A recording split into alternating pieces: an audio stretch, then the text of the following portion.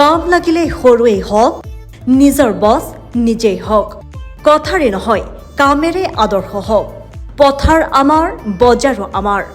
বিশ্বজিৎ গগৈয়ে দেখুৱালে উৎকৃষ্ট উদাহৰণ পথাৰ আমাৰ বজাৰ আমাৰ কেৱল মুখৰ কথাত নহয় হাতে কামে কৰি দেখুৱাবলৈ ওলাই আহিছে শিৱসাগৰৰ বকতাৰ এজন উদ্যমী যুৱক সামাজিক মাধ্যমতো যুৱকজনে লাভ কৰিছে ব্যাপক চৰ্চা পথাৰ আমাৰ বজাৰ আমাৰ কথাৰে নহয় এইবাৰ কামেৰে শিৱসাগৰ নগৰৰ পদপথত গ্ৰাহকৰ ভিৰ লাগি থকা এইখন দোকানলৈ মন কৰক ফল মূলৰ দোকানখনত গ্ৰাহকক লৈ ব্যস্ত এগৰাকী যুৱক নাম বিশ্বজিৎ গগৈ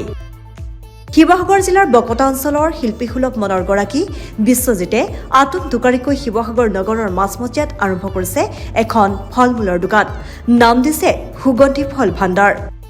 শিৱসাগৰ নগৰৰ ২ নং বালিকা প্ৰাথমিক বিদ্যালয়ৰ সন্মুখত আৰম্ভ কৰা এইখন ফলৰ দোকানে সামাজিক মাধ্যমতো লাভ কৰিছে এতিয়া ব্যাপক চৰ্চা সমগ্ৰ উজনি অসমতে অখিলঞ্জীয়াৰ বিৰুদ্ধে প্ৰতিবাদমুখৰ পৰিৱেশ বিৰাজ কৰি থকাৰ সময়তে ব্যৱসায় বাণিজ্যত অসমীয়া খিলঞ্জীয়া লোক আগবাঢ়ি যোৱাৰ এই বিষয়টো এতিয়া লাভ কৰিছে চৰ্চা এনে সময়তে কেৱল কথাৰ পৰিৱৰ্তে হাতে কামে কিবা এটা কৰাৰ পণ লৈ আগ্ৰহী আহিছে বিশ্বজিৎ মই সৰুৰ পৰাই অকণমান ব্যৱসায়ৰ প্ৰতি বেছিকৈ আকৃষ্ট মই চৰকাৰী চাকৰিৰ পক্ষপাতী নহয় মই সদায় এটা বস্তু বিশ্বাস কৰোঁ যাতে তুমি নিজৰ সৰু কিবা এখনেই হওক অন্ততঃ নিজৰ বছ যাতে তুমি নিজে হৈ থাকিব পাৰা এই কথাক মই বিশ্বাস কৰোঁ আৰু আমি অসমীয়াগিৰি কৈ থাকোঁ মই একচুৱেলি অসমীয়াগিৰিবোৰ কথাৰে নহয় একচুৱেলি কামেৰে প্ৰকাশ কৰাৰ এয়া মোৰ মাত্ৰ ক্ষুদ্ৰতম প্ৰয়াস গতিকে মই ভাবোঁ আপোনালোকেও যদি এই ক্ষেত্ৰত অসমীয়াগিৰিবোৰ কেৱল কথাৰ মাজতে সীমাবদ্ধ নাৰাখি কামেৰে যদি প্ৰকাশ কৰিবলৈ ওলাই আহে আমি সকলোৱে হয়তো লাভৱান হ'ম আৰু ভৱিষ্যতে একচুৱেলি মোৰ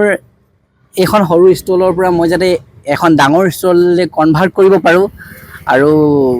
২-৩জন হওক বা ৪-৫জন মানুহক কেনেকৈনো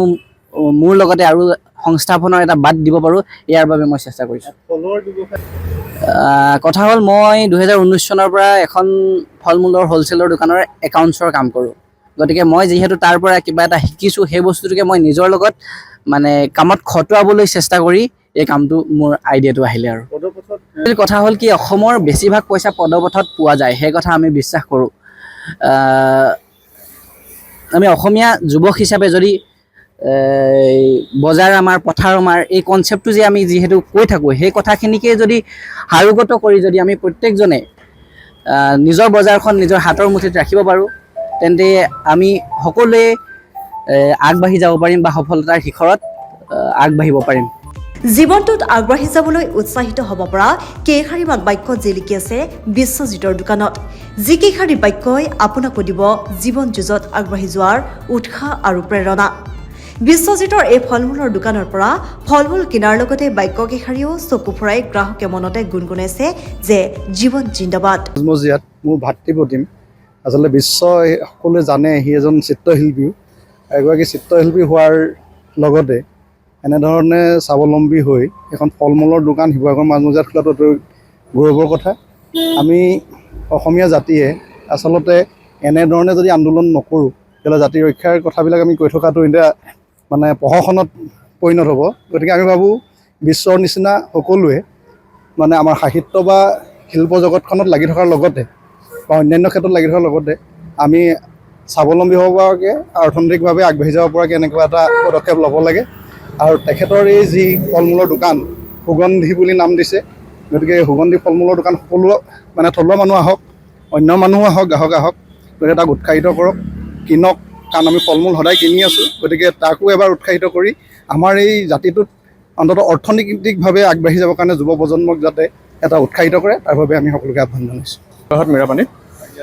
ইয়াতে আমি শিৱসাগৰৰ কিবা কাৰণত আহিছিলোঁ ইয়াতে দেখা গৈছে যিখন আপুনি দোকানত ফল কিনিছে এজন স্থানীয় ল'ৰাই অসমীয়া ল'ৰাই হয় আৰু যিহেতু কোৱা হৈছে যে উজনিৰ পৰা যিসকল অনা অসমীয়া আছে বা বহিৰাগতসকলক পঠিয়াই দিয়া হৈছে বা সেই অনুপাতে কোৱা হৈছে যে বজাৰ ওপৰত আমি এই ক্ষেত্ৰত শলাগিব লাগিব আমাৰ অসমীয়া যুৱ প্ৰজন্মক আৰু আমাৰ নিজৰ যি জাতি মাটি ভেটি কথা আমি কৈ থাকোঁ সেই ক্ষেত্ৰত আমি নিজে কথাত নহয় কামে ওলাই আহিব লাগিব আৰু এই নিদৰ্শন আমাৰ এই উদীয়মান যুৱকগৰাকীয়ে দেখুৱাইছে, সেয়া আমি অসমবাসী হিচাপে প্ৰত্যেকজনে আঁকোৱালি ল'ব লাগিব। আৰু এই নিদৰ্শনকে আগত আগলৈ আমি নিজেও যে প্ৰত্যেকজনে ওলাই আহিব লাগে, সেই কথা এক প্ৰকাৰে নিশ্চিত। আৰু তেতিয়াহে আমাৰ জাতি মাতি ভেটি প্ৰকৃত ৰূপত আমাৰ সুৰক্ষিত হ'ব বুলি মই ভাবোঁ। এখন ফলৰ দোকানত কাম কৰি থকা বিশ্বজিতে সেই কামৰ অভিজ্ঞতা আৰু কিছু মূলধনক সাৰথি কৰিয়ে আগবাঢ়ি আহিছে ব্যৱসায়ৰ জগতত নিজকে প্ৰতিষ্ঠা কৰিবলৈ। আমিও বিশ্বজিতক জনাইছোঁ অলেখ শুভকামনা।